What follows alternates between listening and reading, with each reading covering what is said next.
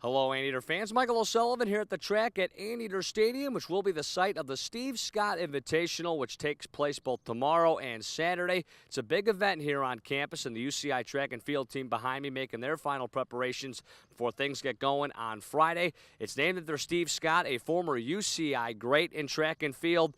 He is arguably the best miler in the history of the sport. He's a former Olympian, so it'll be great to have him back on campus as always for this event. It's not only big because there's over 20 collegiate teams competing here on campus throughout the weekend, but also over 1,000 athletes, including former and current Olympians.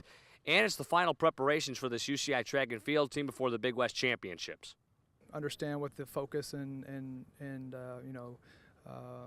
what we're trying to accomplish moving into through this meet into the next 2 weeks, but it definitely comes with us being where we need to be and competing against the best. It comes down to the level of competition and those athletes that are entered trying to hit marks just outside of the collegiate teams alone that come from out of state, but just the tradition of Steve Scott and what he meant to this university and the track and field program over the years, and for him to come back and visit every year as a part of the head coach at Cal State San Marcos is nice to be able to have him here and present, but honor him and his career and his legacy both here at UCI and as a post-collegiate and Olympic athlete.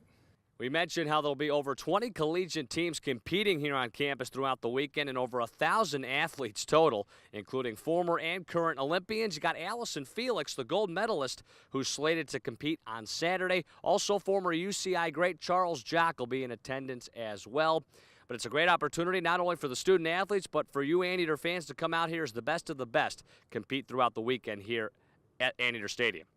The student athletes definitely look up to some of them, and find the courage to understand that at any given day anybody can be beat, and so their mentality is to go out there and do what they need to do to have success. This is one of our biggest alumni meets, so we have a lot of alumni come out and watch us and get a chance to see what we have on the track and in the field.